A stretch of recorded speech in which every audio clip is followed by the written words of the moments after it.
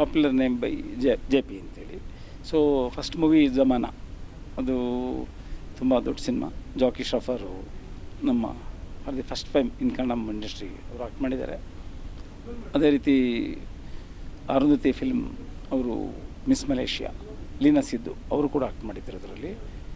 ವಿಕ್ರಮ್ ಅವ್ರು ಕೂಡ main villain Vinod Kumar ಅವರು ಕೂಡ ಆ್ಯಕ್ಟ್ ಮಾಡಿದರು. ಮ್ಯೂಸಿಕ್ ಇಳೆಯರಾಜ ಅವರೆಲ್ಲ. So extraordinary movie it was ಜಮಾನ. ಆಫ್ಟರ್ ದ್ಯಾಟ್ ಸ್ವಲ್ಪ ಗ್ಯಾಪ್ ಆಯಿತು. ದಿಗ್ದರ್ಶಕ ಮಾಡಿದ್ದೀವಿ, ಅದು ರೆಡಿ ಇದೆ ಈಗ, ಅದು ರಿಲೀಸ್ ಮಾಡೋಕ್ಕೆ ಹೊರಟಿದ್ವಿ. ಅಷ್ಟರಲ್ಲಿ ಇವರು ನಮ್ಮ ರಾಮ್ ಜನಾರ್ದನ್ ಇಲ್ಲ ಒಂದು ತುಂಬ ಅರ್ಜೆಂಟ್, ಒಂದು ಒಳ್ಳೆ ಸ್ಟೋರಿ, ತುಂಬ ಚೆನ್ನಾಗಿದೆ, ಇಮ್ಮಿಡಿಯೇಟಾಗಿ ನೀವು ಮಾಡಿಬಿಡ್ತೀವಿ, 1 ಮಂತಲ್ಲೇ ಮುಗಿಸ್ತೀವಿ ಅಂದರು. ಅವರು 1 ತಿಂಗಳಲ್ಲ, ಇನ್ನೂ 2 ದಿವಸ ಮೊದಲೇ ಮುಗಿಸ್ಬಿಟ್ರು. ತುಂಬ ಚೆನ್ನಾಗಿದೆ ಕತೆ, ಎಕ್ಸ್ಟ್ರಾರ್ಡಿನರಿ. ಬಟ್ ಆ ಸಿನಿಮಾ ಆ್ಯಕ್ಟ್ ಮಾಡೋಕ್ಕೆ ನಾವು ಶುರು ಮಾಡಿದ್ಮೇಲೆ ಎಲ್ಲ ಕೇಳ್ತಾ ಇದ್ದಾರೆ ನನಗೀಗ, ಏನಪ್ಪ ಭಗೀರಥ ಏನು ನೀರು ಇಳಿಸ್ತಾ ಇದೆಯಾ, ನೀರು ಇಳಿಸ್ತಾ, ಮಳೆನೇ ಇಲ್ವಲ್ಲ, ನೀರೆಲ್ಲಪ್ಪ ಇಳಿಸಪ್ಪ ಅಂತ ಹೇಳಿದೆ. ಸರ್ ಇಲ್ಲ, ಆ ಥರ ಇಲ್ಲ, ಅದು ಪೌರಾಣಿಕ, ಅದು ರಾಜ ಮಹರ್ಷಿಗಳವರು.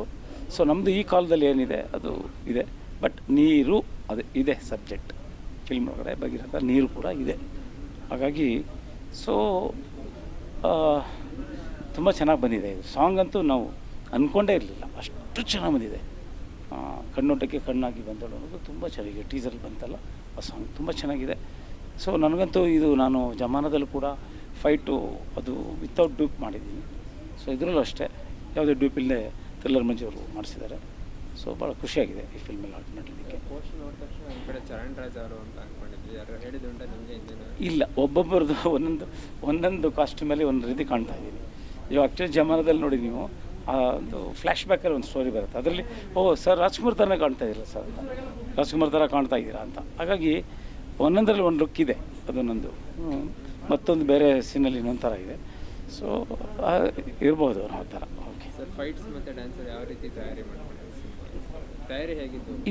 ಇಲ್ಲ, ಇದು ತಯಾರಿಗೆ ಅವಕಾಶನೇ ಇಲ್ಲ. ಏಕೆಂದರೆ ಇಮಿಡಿಯೇಟ್ ಸ್ಟಾರ್ಟ್ ಮಾಡಿಬಿಟ್ರು. ನೋ ತಯಾರಿ, ನೋ ರೆಡಿ, ಇದು ಪ್ರಾಕ್ಟೀಸೇ ಪ್ರಶ್ನೆನೇ ಬರಲಿಲ್ಲ. ಆಕ್ಷನ್ ಎಲ್ಲ ನಾನು ಒರಿಜಿನಲ್ ನಾನು ಡೈಲಿ ಪ್ರಾಕ್ಟೀಸ್ ಮಾಡ್ತಾನೆ ಇರ್ತೀನಿ. ನಂದು ಬ್ಲ್ಯಾಕ್ ಬೆಲ್ಟ್ ಕರಾಟೆ ಇರೋದ್ರಿಂದ. ಸೊ ಅದು ಈಸಿ ಆಯಿತು, ತುಂಬ ಈಸಿ. ಥ್ರಿಲ್ಲರ್ ಮಂಜು ಅವರು ಒಂದು ಡ್ಯೂಪ್ ಮಾಡೋಕ್ಕೆ ರೆಡಿಯಾಗಿದ್ದರು ಅವರೇ. ನಾನು ಮಾಡೋದು ನೋಡಿಬಿಟ್ಟು ಅವರು ಅಯ್ಯೋ ಬೇಡ ನೀವೇ ಮಾಡ್ತಾಯಿದ್ದೀರ ಅಂತೇಳಿ ನನ್ನ ಕೈಲೇ ಮಾಡಿಸಿದ್ದಾರೆ. ಸೊ